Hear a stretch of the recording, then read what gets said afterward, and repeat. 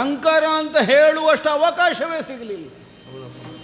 ಅದಕ್ಕಿಂತ ಮೊದಲೇ ಮಳಲಿನಿಂದ ಸಿದ್ಧ ಮಾಡಿದಂತಹ ಲಿಂಗವೂ ಇಲ್ಲ, ಲಿಂಗದ ಮೇಲೆ ನಾನು ಸಮರ್ಪಿಸಿದಂತಹ ಪುಷ್ಪಹಾರವೂ ಇಲ್ಲ. ನೋಡಿದರೆ ಪ್ರವಾಹದಲ್ಲಿ ಪುಷ್ಪಹಾರ ಕೊಚ್ಚಿ ಹೋಗುತ್ತಾ ಇದೆ ಎಲ್ಲ. ಹೇಗೆ ಸಾಧ್ಯ ಇದು? ಮಳೆ ಬರಲಿಲ್ಲ, ನೆರೆ ಬಂದದ್ದಲ್ಲ. ಅಲ್ಲ, ಎಲ್ಲಿಯಾದರೂ ಮೇಲ್ಬದಿಯಲ್ಲಿ ಮಳೆ ಬಂದು ಕೆಳಗೆ ನೆರೆ ಬಂದದ್ದು ಅಂತ ಭಾವಿಸೋಣ ಅಂದರೂ ನೀರು ಮೇಲಿನಿಂದ ಕೆಳಗೆ ಹರಿಯುವಂತಹ ಸ್ವಭಾವವನ್ನು ಬಿಟ್ಟು ವಿರುದ್ಧ ದಿಕ್ಕಿನಿಂದ ಪ್ರವಹಿಸ್ತಾ ಉಂಟು. ಇದು ಮೇಲಿನಿಂದ ನೀರಿನ ಹರಿವು ಕೆಳಗೆ ಬಂದದ್ದಲ್ಲ, ಕೆಳಗಿನಿಂದ ನೀರಿನ ಹರಿವು ಮೇಲಕ್ಕೆ ಮೇಲಕ್ಕೆ ಮೇಲಕ್ಕೆ ಮೇಲಕ್ಕೆ ಬರ್ತಾ ಇದೆ. ಹೀಗೊಂದಾಗುವುದಕ್ಕೆ ಸಾಧ್ಯವು? ಯಾಕಂದರೆ ಈ ಸೃಷ್ಟಿಯ ನಿರ್ಣಯವೇ ಹಾಗೆ. ಯಾವುದು ಸ್ವಭಾವವೋ ಅದು ಯಾವ ಕಾಲಕ್ಕೂ ಬಿಟ್ಟು ಹೋಗುವುದಕ್ಕಿಲ್ಲ. ಮೇಲಿನಿಂದ ಕೆಳಕ್ಕೆ ಹರಿಯುವುದೇ ನೀರಿಗೆ ಸ್ವಭಾವ. ಹಾಗಿದ್ರೆ ನೀರು ತಾನಾಗಿ ಮೇಲಕ್ಕೆ ಹರಿದು ಬರಲಿಕ್ಕಿಲ್ಲ. ಹರಿದು ಬರ್ತದೆ ಅಂತಾದರೆ ಅದರ ಸಹಜ ಸ್ವಭಾವಕ್ಕೆ ವಿರೋಧವನ್ನು ಮಾಡುವ ಅಥವಾ ಅದಕ್ಕೆ ವ್ಯತಿರಿಕ್ತವನ್ನು ತೊಂದೊದಗಿಸುವ ಯಾವುದೋ ಒಂದು ಕೆಲಸವನ್ನು ಯಾರೋ ಮಾಡುತ್ತಿದ್ದಾರೆ ಅಂತ ಅರ್ಥ ಅಲ್ಲ. ಈಗ ಕೆಳಗೆ ಹರಿದು ಸಮುದ್ರ ಪಾಲಾಗುವಂತಹ ನೀರನ್ನು ಬೇಕಾದ ಹಾಗೆ ಒಡ್ಡು ಕಟ್ಟಿ ನಮ್ಮದ್ದಾದಂತಹ ಕ್ಷೇತ್ರಕ್ಕೆ ಹರಿಯುವ ಹಾಗೆ ಮಾಡಿ ಕೃಷಿವಲನಾದವ ವಿನಿಯೋಗಿಸುವುದೆಲ್ಲ ವಿಶೇಷ ಅಲ್ಲ. ಆದರೆ ಇದು ಹಾಗಲ್ವಲ್ಲ. ತನ್ನಿಂದ ತಾನೇ ನೀರು ಮೇಲಕ್ಕೆ ಹರಿದು ಬರುವುದಕ್ಕೆ ಹೇಗೆ ಸಾಧ್ಯ ಆಗ್ತದೆ? ತಿಳಿದು ಬನ್ನಿ ಅನ್ನುವ ಹಾಗೆ ನಮ್ಮವರನ್ನು ನಟ್ಟಿದರೆ ಬಂದು ಹೇಳಿದಂಥದ್ದು ಯಾರೋ ಒಬ್ಬ ಅನೇಕ ನಾರಿಯರನ್ನು ಕೂಡಿಕೊಂಡು ಈ ಹೊಳೆಯ ಕೆಳಭಾಗದಲ್ಲಿ ಜಲಕೇಳಿ ಆಡ್ತಾ ಇದ್ದಾನೆ. ಅದಕ್ಕೆ ಬೇಕಾದಂತಹ ನೀರನ್ನು ಒದಗಿಸಿಕೊಡುವುದಕ್ಕಾಗಿ ಪ್ರತಿಬಂಧಕವನ್ನು ಹರಿಯುವಂತಹ ಜಲಕ್ಕೆ ಅವನೇ ಒಡ್ಡಿದ್ದಾನೆ. ಎಲ್ಲ ಇದೀಗ ಅದೇ ಹೌದಾದರೆ ನಾವು ವಿಚಾರಿಸಬೇಕಾಗಿ ಬಂತಲ್ಲ. ಈಗ ಏನೇ ಉದ್ದೇಶ ಇರಲಿ, ಯಾವನೇ ಆಗಿರಲಿ, ಅವನ ಆಮೋದಕ್ಕೋ ಪ್ರಮೋದಕ್ಕೋ ಬೇಕಾದ ಹಾಗೆ ಜಲಕೇಳಿ ಆಡ್ತಾನೆ ಅಂತಾದರೆ ಆಡಲಿ, ನಮ್ಮಿಂದ ನಾವದನ್ನು ಆಕ್ಷೇಪಿಸಲಿಕ್ಕಲ್ಲ. ಆದರೆ ಇನ್ನೊಬ್ಬರ ಧಾರ್ಮಿಕವಾದಂತಹ ಕೆಲಸಕ್ಕೂ ವಿರೋಧ ಮಾಡಬಾರ್ದಲ್ಲ. ಅವನ ಜಲಕೇಳಿ ಈಗ ನಮ್ಮ ಪೂಜೆಗೆ ಭಂಗ ಮಾಡಿದನಲ್ಲ ಅವನು. ಇದೊಂದು ಅಪರಾಧ ಸಾಲದ ಅವನನ್ನು ಕೇಳುವುದಕ್ಕೆ. ಹಾಗಿದ್ರೇನು, ಯಾರವ ಏನು, ಇದರ ಬಗ್ಗೆ ಸರಿಯಾದಂತಹ ಒಂದು ವಿಚಾರಣೆಯನ್ನು ಮಾಡಿ ನಮ್ಮ ಇವತ್ತಿನ ಶಿವಪೂಜೆಗೆ ಭಂಗವನ್ನು ಒದಗಿಸಿದಂತಹ ಅವನ ಅಪರಾಧಕ್ಕೆ ಸರಿಯಾದಂತಹ ದಂಡನೆಯನ್ನು ನಾನು ಮಾಡದೆ ಹೋದೆ ಅಂತಾದರೆ ಮತ್ತೆ ನಾನು ಶಿವಭಕ್ತ ಆದದ್ದಕ್ಕೇನು ಪ್ರಯೋಜನ ಉಂಟು? ಹೇಳಿ ನಮ್ಮವರು ಎಲ್ಲಿ ಅದು ಹೋಗುವ, ಹುಡುಕುವ, ನೋಡುವ.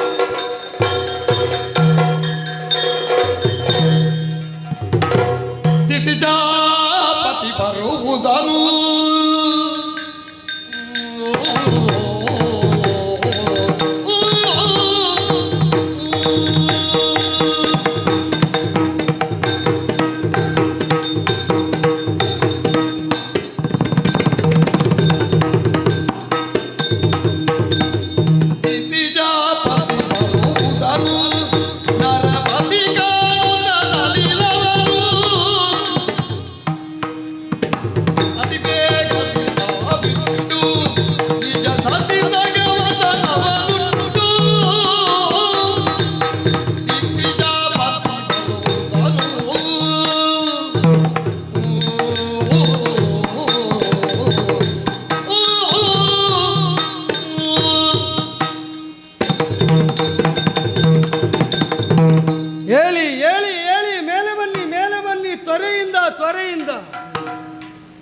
ದೂತರೋಡೋಡಿ ಬಂದು ಸೂಚಿಸಿದರು. ಪಡೆಯೊಂದು ನಮ್ಮನ್ನೇ ಉದ್ದೇಶಿಸಿ ಮುನ್ನುಗ್ಗಿ ಬರ್ತಾ ಉಂಟು, ತೋರಿದ ಪ್ರತಿಭಟನೆಯನ್ನು ಲೆಕ್ಕಿಸದೆ ಅಂತ. ಆದ್ದರಿಂದಲೇ ದಡ ಸೇರಿ ವಿವಸ್ತ್ರರಾಗಿರುವ ನೀವೆಲ್ಲ ವಸನಗಳನ್ನು ಧರಿಸಿ ಬದಿಗೆ ಸರಿದು ನಿಲ್ಲಿ, ಬದಿಗೆ ಸರಿದು ನಿಲ್ಲಿ. ಬರ್ತಾ ಇರುವ ತಂಡ ಯಾವುದು ಅಂತ ನೋಡಿದರೆ ಸ್ಪಷ್ಟ ಇದೆ. ರಾಕ್ಷಸರ ಪಾಳಯ ಅಂತ ಹತ್ತಿರ ಹತ್ತಿರ ಹತ್ತಿರ ಹತ್ತಿರ ಬರ್ತಾ ಇರುವಾಗ ಅವರ ಘೋಷದಿಂದ, ಅವರ ಸ್ವರೂಪದಿಂದ, ಅವರ ಆಕ್ರಮಣಶೀಲತೆಯ ವಿಧಾನದಿಂದಲೇ ವೇದ್ಯವಿದೆ. ಆದ್ದರಿಂದಲೇ ವಸನಾಭರಣಗಳನ್ನು ಧರಿಸಿಯೇ ಸನ್ನದ್ಧನಾದ ಕಾಲದಲ್ಲಿ ಬರುವುದು ಪ್ರತಿರೋಧಕ್ಕೆ ಹೌದು ಅಂತಾದರೆ ಯಾವ ಕಾಲದಲ್ಲೂ ಯಾವ ಸ್ಥಿತಿಯಲ್ಲೂ ಅದಕ್ಕೆ ಹಿಂದುಳಿಯುವುದಕ್ಕುಂಟೆ. ಶರದಾಪವ ಕೈಗೊಂಡು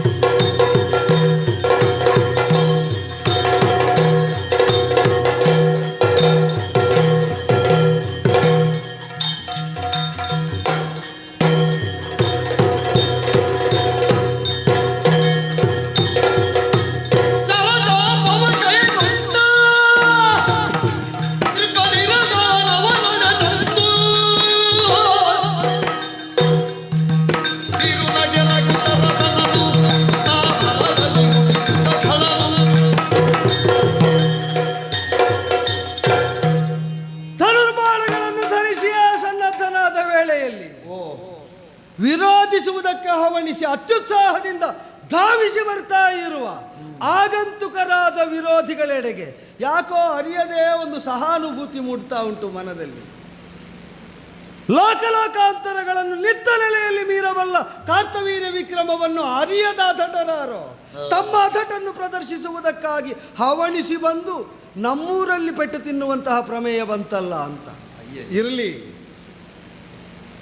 ಸರ್ವಾಂತರ್ಯಾಮಿಯಾದಂತಹ ದೈವವನ್ನೇ ಈ ಲೋಕದ ಒಳಗೆ ಇರುವಂತಹ ವ್ಯಕ್ತಿಗಳ ಅರಿಯದೆ ಔದ್ದಟ್ಯವನ್ನು ಪ್ರದರ್ಶಿಸ್ತಾರಂತೆ, ಮತ್ತಲ್ವೋ ಸಾರ್ವಭೌಮನನ್ನು ಚಕ್ರವರ್ತಿಯನ್ನು. ಇರಲಿ, ನಮ್ಮ ಶೂರತ್ವದ ಕುರಿತಾಗಿ ವಿಕ್ರಮಾತಿಶಯತೆಯ ಕುರಿತಾಗಿ ಅರಿವಿಲ್ಲ ಅಂತಾದರೆ ಬಾಣದ ಮೊನಚಿನಿಂದಲೇ ಆ ಅರಿವನ್ನು ಹುಟ್ಟಿಸುವುದಕ್ಕೆ ದೀಕ್ಷೆ ತೊಟ್ಟು ಯಾರು ಬಂದಿದ್ದಾರೆ, ಎಷ್ಟು ಬಂದಿದ್ದಾರೆ, ಹೇಗೆ ಬಂದಿದ್ದಾರೆ ನೋಡ್ತೇನೆ, ಸಾಗಿ ಹೋಗುತ್ತೇನೆ ಮುಂಭಾಗಕ್ಕೆ.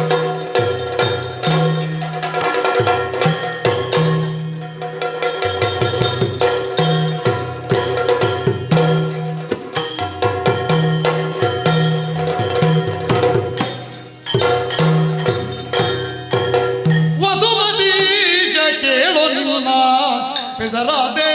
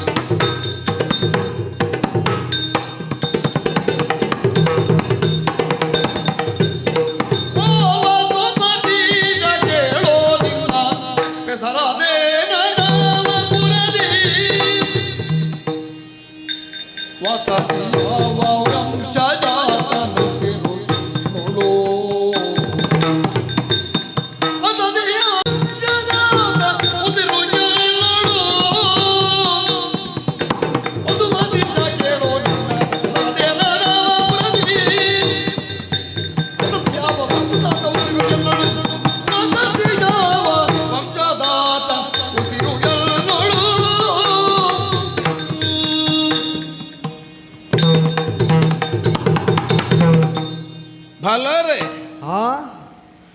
ಶರಜಾಪವನ್ನು ಕೈಗೊಂಡು ನಿರೋಧಾತವಾದಂತಹ ಸ್ಥಿತಿಯಲ್ಲಿ ಎದೆಗೆ ಎದೆಗೊಟ್ಟು ನಿಲ್ಲುವುದಕ್ಕೆ ಸಿದ್ಧನಾದಂತಹ ನಿನ್ನನ್ನು ನೋಡಿದಾಗ ಉಂಟಾದಂತಹ ಹರ್ಷೋದ್ಗಾರ ಅದು. ಓಹೋ, ಭಲರೆ, ನಮಗೆ ಯಾವಾಗಲೂ ಹಾಗೆ. ನೀನು ಅಂದರೆ ಆಚಯಮ ಅಷ್ಟು ಹೇಳುವ ಬೇಕು ನನ್ನ ಮುಂಭಾಗದಲ್ಲಿ. ಅಂಥವರು ಸಿಕ್ಕಿದ್ರೆ ನಮಗೂ ಒಂದು ಉತ್ಸಾಹ ಹೆಚ್ಚಾಗೋದು. ಏಕಮುಖವಾದ ವ್ಯವಹಾರ ಇಷ್ಟ ಅಲ್ಲ ಅಂತ ಕಾಣ್ತದೆ. ಮತ್ತೆ ನೀನು ಅಂತ ಹೇಳುವ ಅಯ್ಯಯ್ಯೋ ನಾನಲ್ಲ ಅಂತ ಹೇಳುವವನನ್ನು ನೋಡಿದ್ರಾಗುವುದಿಲ್ಲ ನನಗೆ. ಎದೆಯುಬ್ಬಿಸಿ ನಿಂತಹ ನಿನ್ನದ್ದಾದಂತಹ ವರ್ಚಸ್ಸು ನಮ್ಮಲ್ಲಿ ಉತ್ಸಾಹವನ್ನು ವೃದ್ಧಿಗೊಳಿಸಿತು. ಪ್ರತಿಕ್ರಿಯೆಯನ್ನು ದಶಮುಖಗಳಿಂದಲೂ ನಿರೀಕ್ಷಿಸುವ ಪ್ರವೃತ್ತಿ. ಹೌದೌದು. ವಾಹ್, ಒಳ್ಳೆಯ ಆಳಂಗ. ಈಗ ಅಳಿಯುವುದಕ್ಕೆ ಬಂದದ್ದೇ ಹೇಗೆ ಅಲ್ಲ, ಅದು ಬಂದದ್ರಲ್ಲಿ ಮತ್ತೆ ಎಲ್ಲ ಆಗುತ್ತದೆ. ಯಾಕಾಗಿ ಬಂದಿದ್ರು ಅಳಿಯುವುದಕ್ಕೆ ಅವಕಾಶ ಸಿಕ್ಕಿದ್ರೆ ಬಿಡುವುದಿಲ್ಲ ಅಂತ ಕಾಣುತ್ತೆ. ವೀರ ತೇಜಸ್ಸು ಮುಖದಲ್ಲಿ ಸ್ಪಷ್ಟವಾಗಿಯೇ ಗೋಚರಿಸ್ತಾ ಇದೆ. ಆ ಉಬ್ಬಿದ ಭುಜ ನೋಡಿದರೆ ಸಾಲದು. ಹುಟ್ಟಿದ್ದು ಯಾವ ವಂಶದಲ್ಲಿ ಅನ್ನುವುದನ್ನು ತಿಳಿಯುವುದಕ್ಕೆ ಆ ಭುಜಗಳೇ ನಿದರ್ಶನವನ್ನು ಕೊಡ್ತದೆ. ಆದರೂ ಅಪವಾದ ಅನ್ನುವುದು ಲೋಕದಲ್ಲಿ ಇದ್ದದ್ದೇ ಅಲ್ಲ. ಹೌದಪ್ಪ. ಎಲ್ಲದನ್ನು ಒಂದೇ ತರನಾಗಿ ನಮಗೆ ಕಾಣುವುದಕ್ಕಾಗುವುದಿಲ್ಲ. ಕುಲಭೂಷಣರಿರುವಂತೆಯೇ ಕುಲಕ್ಕೆ ಕಳಂಕಪ್ರಾಯರು ಇರುವ ಲೋಕ ಇದು. ಹೌದು ಹೌದು. ಆದ್ದರಿಂದ ಕೇವಲ ಅಂಗಸೌಷ್ಠವನ್ನಷ್ಟೇ ಗಮನಿಸಿ ಇವ ಇಂಥವನಿರಬೇಕು ಅನ್ನುವುದನ್ನು ಪೂರ್ಣ ನಿರ್ಣಯಿಸುವುದಕ್ಕಾಗುವುದಿಲ್ಲ. ಆದರೆ ಅರಿಯುವುದಕ್ಕೆ ತೊಡಗುವುದು ಮೇಲ್ನೋಟದಿಂದ ಒಂದು ಆಲೋಚಿಸಲಿಕ್ಕೆ ಬರುತ್ತದೆ. ಬಹುಶಃ ಒಂದು ದೇಶವನ್ನು ಆಳುವಂತಹ ಪ್ರಭುವೇ ನೀನಾಗಿರಬೇಕು, ವಸುಮತೀಶ. ಅದು ನಿರ್ಣಯವೇ. ಯಾಕಂದ್ರೆ ಆಳುವವರನ್ನು ಮತ್ತೆ ಆಳುವವರು ಬಂದಾಗ ಅಳುವವರನ್ನು ಮುಖ ನೋಡುವಾಗಲೇ ನಮಗೆ ಗೊತ್ತಾಗ್ತದೆ. ರಾಜಸಲ್ಲಕ್ಷಣ ಆ ಮುಖದಲ್ಲಿ ಗೋಚರಿಸ್ತದೆ. ಆದ್ದರಿಂದ ನೀನೊಂದು ದೇಶವನ್ನು ಆಳುವಂತಹ ಪ್ರಭು ಅನ್ನುವುದು ಸ್ಪಷ್ಟ.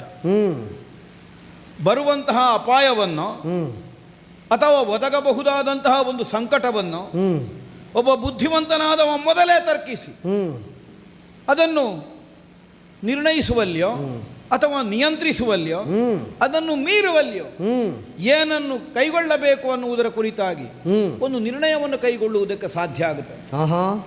ಚತುರ ಮತಿಯಮ ನೀನು ಅನ್ನುವುದಕ್ಕೆ ತಕ್ಷಣದಲ್ಲೇ ನೀನು ಸಿದ್ಧನಾಗಿ ನಿಂತಹ ವಿಧಾನದಿಂದ ಸ್ಪಷ್ಟ ಆಯಿತು. ಆಯುಧಪಾಣಿಯಾಗಿದ್ದಿ. ಹೌದು. ಹಾಗೆಂದು ಆಕ್ರಮಣಶೀಲತ್ವ ನಿನ್ನಲ್ಲಿ ಕಾಣಿಸುವುದಿಲ್ಲ. ಆಕ್ರಮಿಸುವುದಕ್ಕಾಗಿ ನಾ ಹೊರಟದ್ದಲ್ಲ, ಬಂದ ಆಕ್ರಮಣವನ್ನು ಎದುರಿಸುವುದಕ್ಕೆ ಬಂದದ್ದು. ಹೌದಪ್ಪ. ಈಗ ಕೈ ಆಯುಧದಿಂದ ಪ್ರಧಾನವಾಗಿ ಎರಡು ಮಹತ್ ಕಾರ್ಯಗಳಾಗುವುದದು. ಒಂದು ಇನ್ನೊಬ್ಬರಿಗೆ ಹೊಡೆಯುವುದಕ್ಕೆ, ಈ ಮತ್ತೊಂದು ನಮಗೆ ಹೊಡೆತ ಬೀಳುವುದನ್ನು ತಪ್ಪಿಸಲಿಕ್ಕೆ. ಹೌದು, ಆಯುಧ ಬೇಕಾಗುತ್ತೆ. ಇನ್ನೊಬ್ಬರಿಗೆ ಹೊಡೆಯುವುದಕ್ಕಾಗಿಯೇ ನೀನು ಹಿಡಿದದ್ದಲ್ಲ ಅನ್ನುವುದು ನೀನು ಹಿಡಿದ ವಿಧಾನದಿಂದಲೇ, ಹಿಡಿದು ನಿಧಾನಿಸಿದ ವಿಧಾನದಿಂದಲೇ ಸ್ಪಷ್ಟ ಆಯಿತು. ಹೊಡೆಯಬೇಕು ಅಂತ ಹೊರಟ್ರೆ ತಡೆದರೂ ಉಳಿಯುವುದಿಲ್ಲ ಅವರು. ಹೊಡೆಯುವುದಕ್ಕೆ ಬಂದವರಿಗೆ ಪ್ರತಿಯಾಗಿ ಹೊಡೆಯುವುದೇ ನಮ್ಮ ತಡೆತಾಗುತ್ತದೆ. ಆಗಲಿ, ಅದು ಆಕ್ಷೇಪಕರವಾದ ಸ್ವಭಾವ ಅಂತ ನಾನೇನು ಹೇಳಲಿಕ್ಕೆ ಹೊರಟದ್ದಲ್ಲ. ಈಗ ಎಂತಹ ಪರರ ಮೇಲೆ ಆಕ್ರಮಣ ಮಾಡುವ ಬುದ್ಧಿ ಇದ್ದವನು ಮತ್ತೆ ಕೆಲವು ಸಲ ಅವನಿಗೆ ಬರುವ ಆಕ್ರಮಣವನ್ನು ತಪ್ಪಿಸುವುದನ್ನು ಯೋಚಿಸಬೇಕಾಗುತ್ತದೆ. ಹೌದೌದು ಅಲ್ಲ, ಸಮದೊಂದಿಗೆ ವಿಷಮವೂ ಇದ್ದ ಹಾಗೆ. ಸಮಕ್ಕೆ ಒದಗದೇ ಇದ್ರೆ ವಿಷಮ, ಅದು ಬೇರೆ. ಇದು ಸಮದೊಂದಿಗೆ ಆಗುವ ವಿಷಮ ಆದರೆ, ಸಮಕ್ಕೆ ಹೊಂದಿಸುವ ವಿಷಮ ಅದಾದ್ರೆ ಹಿತ ಆಗುತ್ತದೆ ಅಲ್ವಾ. ಒಂದು ಏಕತಾನತೆಯಿಂದ ಹೊರಗೆ ಬರಲಿಕ್ಕೆ ಸಾಧ್ಯ ಆಗುತ್ತದೆ. ಹಾಗಾಗಿ ನೀನು ಆಕ್ರಮಣ ಮಾಡದೇ ಇದ್ದದ್ದರಿಂದ ನಿನ್ನ ಕುರಿತಾಗಿ ಉಪೇಕ್ಷಾ ಭಾವ ಬಂದಿದೆ ಅಂತ ಅರ್ಥ ಅಲ್ಲ.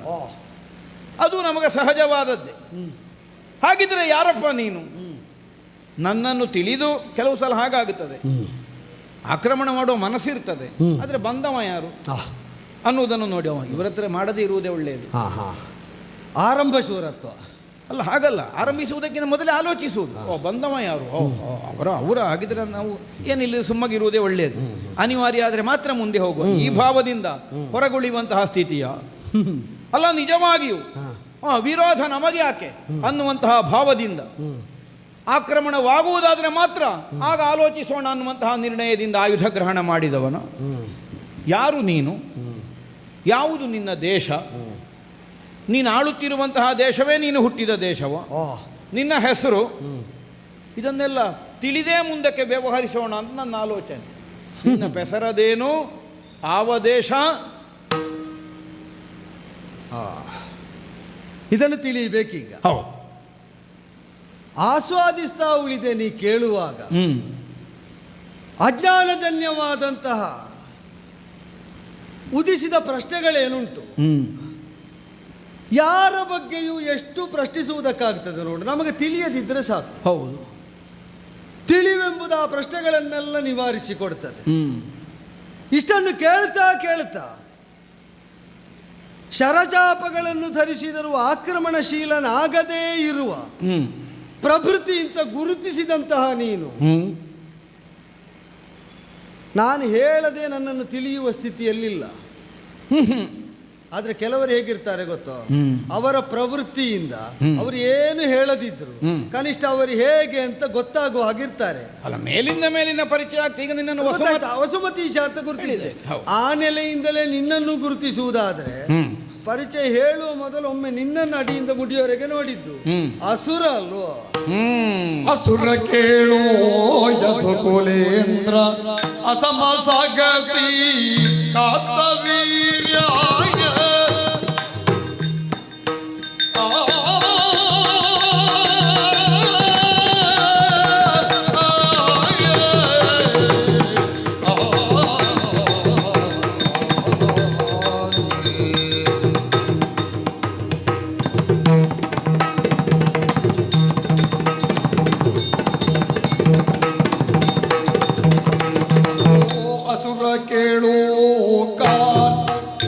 ಕುಲೇಂದ್ರ ಅಸಮಸಗಾಸಿ ಕಾರ್ತವೀರ್ಯ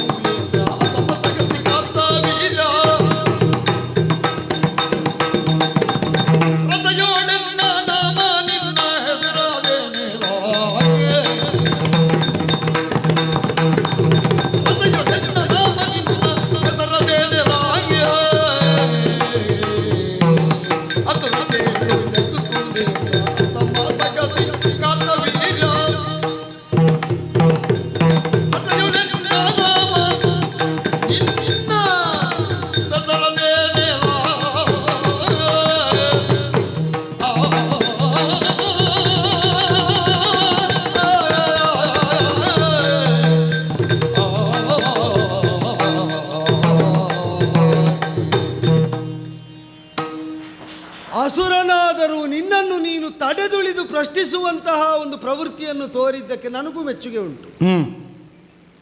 ಬಹುದೂರದಿಂದಲೇ ಧಾವಿಸಿ ಬರ್ತಾ ಇರುವ ಪಾಳೆಯವನ್ನು ಗಮನಿಸಿಯೇ ಆಯುಧ ಹಸ್ತನಾಗಿ ಎದುರಾಗಿ ಬಂದದ್ದು. ಆದರೆ ತಡೆದುಳಿದೆ ನಿನ್ನವರನ್ನಾದರೂ ಯಾರು ಎಂತು ಅಂತ ವಿಚಾರಿಸುವುದಕ್ಕೆ ಈಗ ನನ್ನಲ್ಲಿದ್ದ ಸಂಯಮವನ್ನು ನೀನು ತೋರಿದೆ ಒಂದು ಹಂತದಲ್ಲಿ.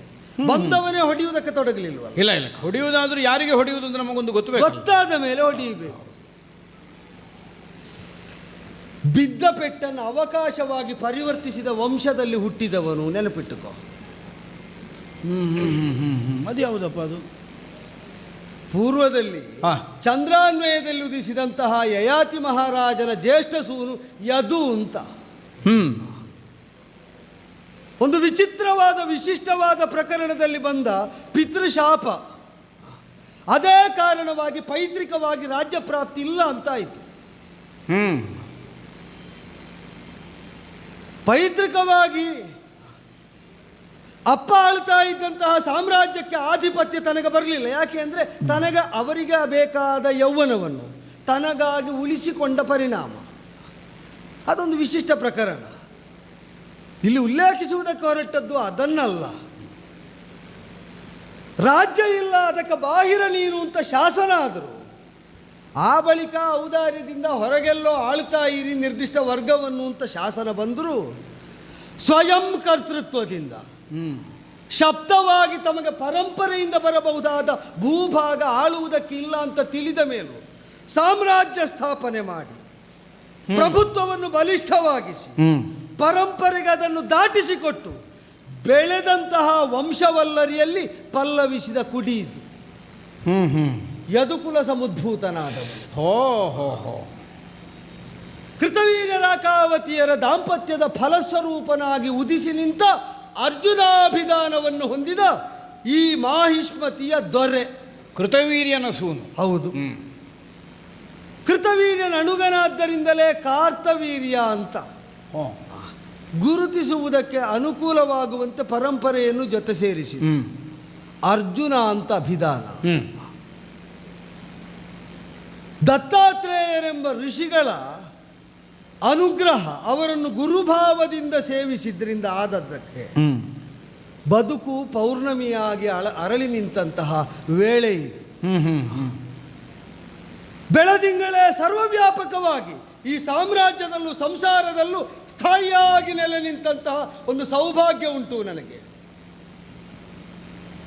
ನನ್ನ ಸಾಮ್ರಾಜ್ಯದಲ್ಲಿ ನನ್ನ ಆಡಳಿತ ನಡೆಯುವಂತಹ ನೆಲೆಯಲ್ಲಿ ನನ್ನ ಚತುರಂಗ ಬಲಗಳು ಸಮನ್ವಿತವಾಗಿ ಆವೃತವಾದಂತಹ ಈ ಸ್ಥಿತಿಯಲ್ಲಿ ನನಗೆದುರಾಗಿ ಬಂದು ಯಾರು ನೀನು, ಯಾವ ಭೂಭಾಗಕ್ಕೆ ಅಧಿಪತಿ ಅಂತ ಕೇಳಬಾರದು ಅಂತಲ್ಲ. ಎದುರಾದ ಯಾರನ್ನು ಪರಿಚಯಕ್ಕಾಗಿ ಪ್ರಶ್ನಿಸಬಹುದು. ಆದರೆ ಪರದೇಶದಿಂದ ಬಂದಿರಬಹುದಾದವರು ಯಾವ ದೇಶಕ್ಕೆ ಕಾಲಿಡ್ತಾರೋ ಅವನ ಕುರಿತಾಗಿ ಒಂದು ಪ್ರಾಥಮಿಕ ಅರಿವನ್ನು ಹೊಂದಿ ಅವನ ಸ್ವರೂಪ ಸ್ವಭಾವ ಸಂಸ್ಕಾರಗಳ ಕುರಿತಾದ ಒಂದು ಅರಿವನ್ನು ಇರಿಸಿಕೊಂಡು ಮುನ್ನಡೆದು ಯಾರನ್ನೂ ಕಾಣುವುದಕ್ಕೆ ಮೊದಲು ಅವನನ್ನು ಕಾಣಬೇಕು ಒಂದರ್ಥದಲ್ಲಿ. ಇನ್ನೊಂದರ್ಥದಲ್ಲಿ ಅನ್ಯರ ಪರಿಚಯ ಇಲ್ಲದಿದ್ರು ನೃಪತಿಯಾದವನ ಪರಿಚಯವನ್ನು ಸ್ಥೂಲವಾಗಿ ಆದರೂ ಹೊಂದಿರಬೇಕಾದ್ದು ಯುಕ್ತವಾದಂತಹ ಕರ್ಮ. ಅದನ್ನು ಹೊಂದಿಲ್ಲದೆ ಬಂದೆಯೋ ಹೇಗೆ?